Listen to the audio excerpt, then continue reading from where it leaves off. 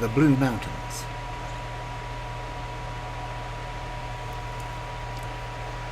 There was once a Scotsman, an Englishman, and an Irishman serving in the army together, who took it into their heads to run away at the first opportunity that they could get. The chance came, and they took it. They went on traveling for 2 days through a great forest without food or drink, and without coming across a single house.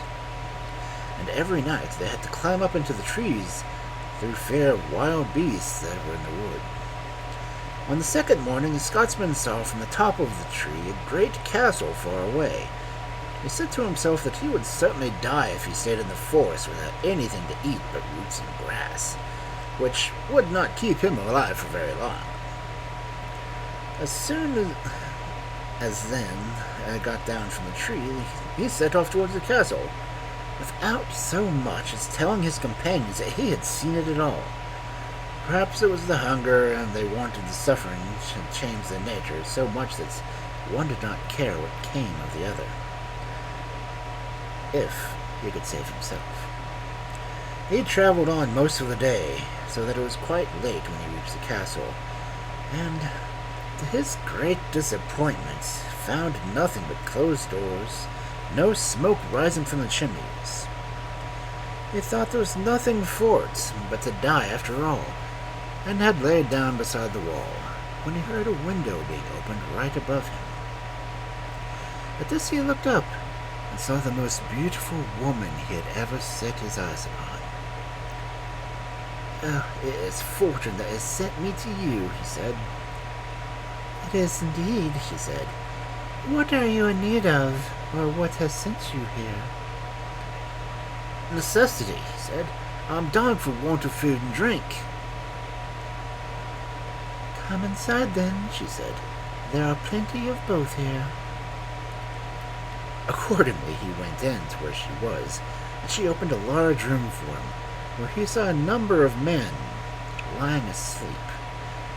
Then she set food before him, and after that showed him to a room where the others were. He lay down on one of the beds and fell sound asleep.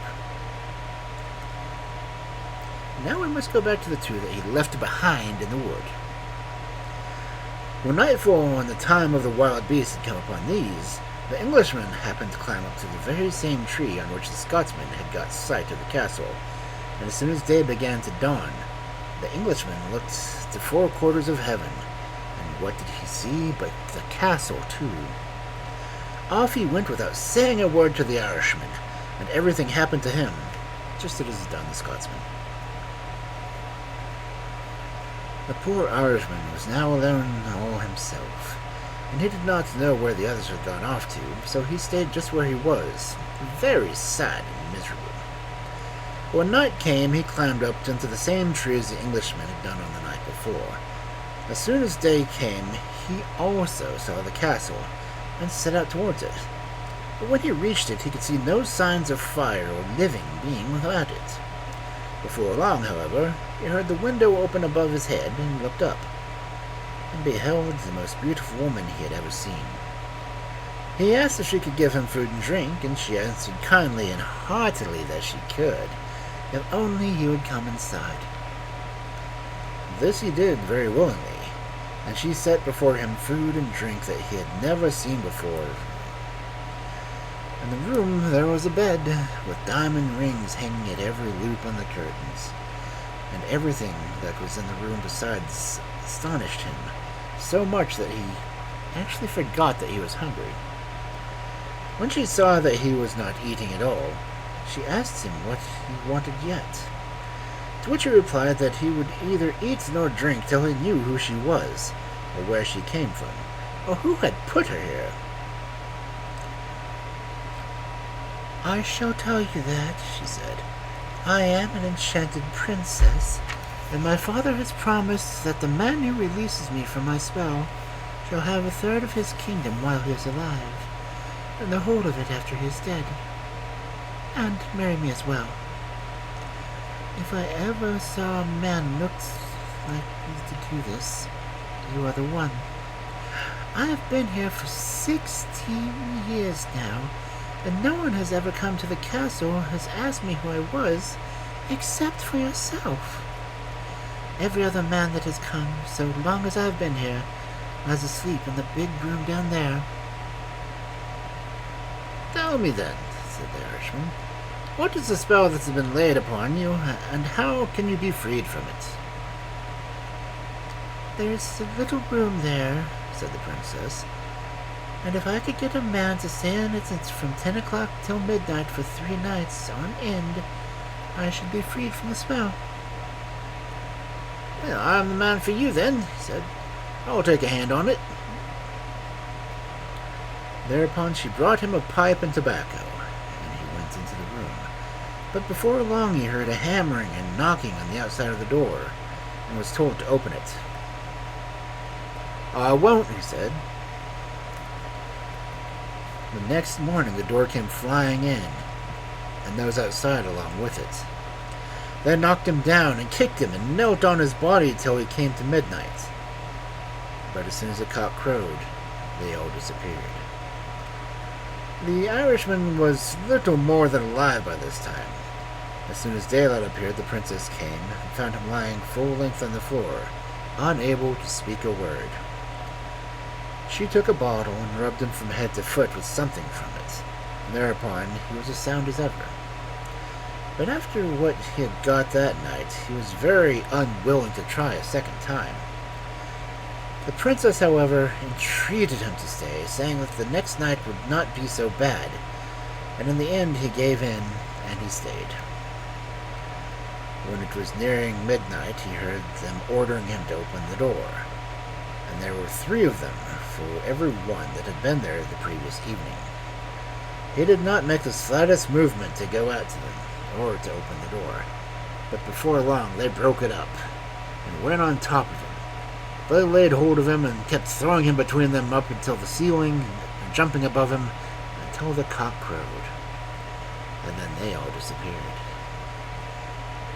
When day came, the princess went to the room to see if he was still alive, and taking the bottle, put it up his nostrils, which soon brought him to himself. First thing he said then was that he might be a fool to go on getting himself killed for anyone he ever saw, and was determined to be off and stay there no longer. When the princess learned his intention, she entreated him to stay, reminding him that another night would free her from the spell. "Besides," she said, "if there is a single spark of life in you when the day comes, the stuff that is in this bottle will make you as sound as you ever were." With all this, the Irishman decided to stay. But that night, there were 3 at him for every one that had been there the 2 nights before. It looked very unlikely that he would be alive in the morning after all he got. When morning dawned, the princess came to see if he was still alive, and she found him lying on the floor, as if dead. She tried to see if there was breath in him, but could not quite make it out. Then she put her hand on his pulse and found a faint movement in it. Accordingly, she poured what was in the bottle on him, and before long he rose up on his feet, and was as well as ever. So that business was finished, and the princess was freed from the spell. The princess then told the Irishman that she must go away for the present, but would return in a few days in a carriage drawn by 4 gray horses. He told her, "Be easy, and do not speak like that to him. I've paid dear for you my last 3 nights," he said. "If I have to part with you now," but in the twinkling of an eye, she had disappeared. He did not know what to do with himself when he thought that she was gone, but before she went she had given him a little rod, with which he could, when he pleased, waken the men that had been sleeping there, some of them for 16 years. After being thus left alone, he went in and stretched himself on 3 chairs that were in the room. When does he see coming in the door but a fair-haired lad. "Where did you come from, my lad?" said the Irishman. "I came to make your food ready for you," he said. "Well, who told you to do that?" said the Irishman. "My mistress," said the lad. The princess that was under the spell is now free. By this, the Irishman knew that she had sent the lad here to wait on him. The lad also told him that his mistress wished him to be ready the next morning by 9 o'clock, when she would come for him with a carriage, as she had promised. He was greatly pleased at this, and next morning, when the time was drawing near, he went out to the garden. But the little fair-haired lad took out a big pin out of his pocket and stuck it in the back of the Irishman's coat without him noticing it, whereupon he fell sound asleep. Before long, the princess came with a carriage and 4 horses, and asked the lad whether his master was awake. He said that he wasn't. "It is bad for him," she said, "when the night is not long enough for him to sleep. Tell him that if he doesn't meet me at this time tomorrow, it is not likely that he will ever see me again in his life." As soon as she was gone, the fair-haired lad took the pin out of his master's coat, and he instantly awoke. The first word he said was, "Have you seen her?" "Yes," he said, "and she bade me to tell you that if you don't meet her at 9 o'clock tomorrow, you will never see her again." He was very sorry when he heard this, and could not understand why he should have fallen asleep when he knew that she was just coming. He decided, however, to go to bed early that night in order to rise in time the next morning, and so he did. When he was getting near 9 o'clock, he went out to the garden to wait till she came, and the fair-haired lad along with him. But as soon as the lad got his chance, he stuck the pin in his master's coat again, and he fell asleep as before. Precisely at 9 o'clock came the princess in the carriage with the 4 horses, and asked the lad if his master had got up yet. But he said, "No, he's still asleep, just as he was the day before." "Dear, dear," said the princess, "I'm sorry for him. Was the sleep he had last night not enough for him? Tell him that he will never see me here again. Here's a sword that you will give him in my name, and my blessing along with it." With this, she went off, and as soon as she had gone, the lad took the pin out of his master's coat. He woke instantly, and the first word he said was, "Have you seen her?" And the lad said that he had, and there was a sword she had left for him. The Irishman was ready to kill the lad of fear and vexation. But when he gave a glance over his shoulder, not a trace of the fair-haired lad was left. Thus, being left all alone, he thought of going to the room where all the men were lying asleep. And there among them, he found his 2 comrades who had deserted along with him. Then he remembered that the princess had told him that he only had to touch them with a rod she had given him, and they would all awake. And the first he touched were his own comrades. They started at their feet at once, and gave them as much gold and silver as they could carry, and they went away. There was plenty to do before he got all the others awakened, for the 2 doors of the castle were crowded with them all day long. The loss of the princess, however, kept raking his mind all day and night, till finally he thought he would go about to the world to see if he could find anyone to give him any news of her. So he took the best horse in the stable and set out. 3 years he's been traveling through forests and wildernesses, but could find no one able to tell him anything of the princess. At last he fell into a great despair that he thought he would put an end to his own life, for this was purposely laid hold of the sword that she had given him by the hands of the fair-haired lad. But on drawing it from the sheath, he noticed that there was some writing on the side of the blade. He looked at it and read there, "You will find me in the Blue Mountains." This made him take heart again. He gave up the idea of killing himself, thinking that he would go on in hope of meeting someone who could at least tell him where the Blue Mountains were. After he had gone a long way without thinking where he was going, he saw at last a light far away, and made straight for it. On reaching it, he found it became a little house, and as soon as the man inside heard the noise of the horse's feet, he came out to see who was there. Seeing a stranger on horseback, he asked what brought him there, and where he was going. "I lived here," he said, "for 300 years, and all that time I've not seen a single human being but myself." "I've been going about for the past 3 years," said the Irishman, "to see if I could find anyone who can tell me where the Blue Mountain is." "Well, come in," said the old man, "and stay with me all night. I have a book which contains a history of the world, which I shall soon go through tonight, and I'll see if there is such a place as the Blue Mountains in it, and we shall find it." The Irishman stayed there all night, and as soon as morning came, rose to go. The old man said he had not gone to sleep all night for going through the book, but there was not a word about the Blue Mountains in it. "But I'll tell you what," he said. "If there is such a place on Earth at all, I have a brother who lives 900 miles from here, and he is sure to know where they are, if anyone in the world does." The Irishman answered that he could never go those 900 miles, for his horse was giving already. "That doesn't matter," said the old man. "I can do better than that. I only have to blow my whistle, and you will be at my brother's house before nightfall." So he blew the whistle, and the Irishman did not know where on earth he was until he found himself at the other man's door. He also told him that it was 300 years since he had seen anyone, and asked him where he was going.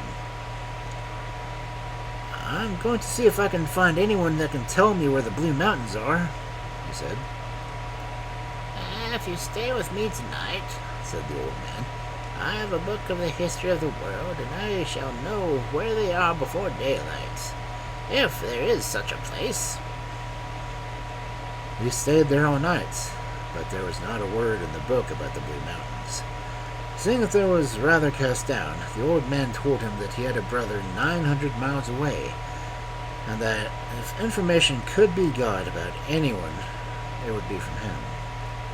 "I will enable you," he said, "to reach the place before he leaves by night." And he blew his whistle, and the Irishman landed at the brother's house before nightfall. And the old man saw him, and said that he had not seen a single man for 300 years, and was very much surprised that anyone would come to him now. "Where are you going to?" he said. "I'm going about asking about the Blue Mountains," said the Irishman. "The Blue Mountains?" said the old man. "Yes," said the Irishman. "I never heard the name before, but if they do exist, I shall find them out. I am the master of all the birds in the world, and have only to blow my whistle, and everyone will come to me. I shall then ask each of them to tell me where it came from, and if there is any way of finding out where the Blue Mountains, that is." So he blew his whistle, and when it blew, then all the birds in the world began to gather. The old man questioned each of them as to where they had come from, but there was not one of them that had come from the Blue Mountains. After he had each one, however, he missed a big eagle that was wanting, and wondered that it had not come. Soon afterward he saw something big coming towards him, darkening the sky. It kept coming closer and growing bigger. And what was this after all but the eagle? When she arrived, the old man scolded her, and asked her what had kept her so long behind. "I couldn't help it," she said. "I had more than 20 times further to come than any bird that has come here today." "Where have you come from, then?" said the old man. "From the Blue Mountains," she said. "Indeed," said the old man. "And what are they doing there?" "They're making ready this very day," said the eagle, "for the marriage of the daughter of the king of the Blue Mountains. For 3 years now she has refused to marry anyone whatsoever, until she should give up all hope of the man coming to release her from her spell. Now she has to wait no longer, for 3 years is the time that she agreed with her father to remain without marrying." The Irishman knew that it was for himself that she had been waiting so long, but he was unable to make any better of it, for he had no hope of reaching the Blue Mountains all his life. The old man noticed how sad he grew, and asked the eagle what she could take for carrying this man on her back to the Blue Mountains. "I must have 30 cattle killed," she said, "and cut up into quarters, and every time I look over my shoulder, he must throw one of them into my mouth."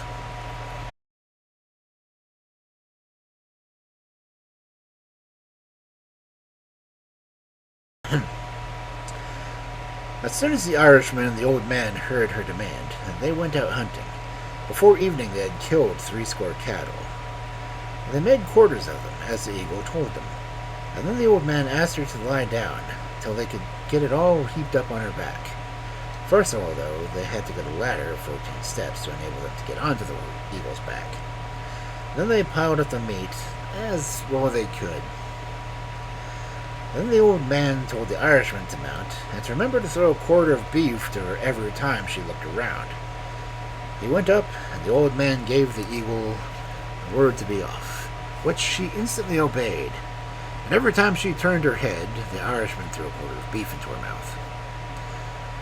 As they came near the borders of the kingdom of the Blue Mountains, however, the beef was done, and when the eagle looked over her shoulder, what was the Irishman showing but stone between her tails and neck? At this she turned a complete somersault and threw the Irishman off into the sea, where he fell into the bay that was right at the foot of the king's palace. Fortunately, the points of his toes just touched bottom, and he managed to get ashore. When he went up into the town, all the streets were gleaming with light, and the wedding of the princess was just about to begin. He went into the first house he came to, and this happened to be the house of the king's henwife. He asked the old woman what was causing all the noise and light in town. "Ah, the princess," she said. "She is going to be married tonight against her will, for she has been expecting every day a man who freed her from the spell would come." "Here's a guinea for you," he said. "Go and bring her here." The old woman went, and soon returned, along with the princess. She and the Irishman recognized each other and were married, and had a great wedding that lasted for a year and a day.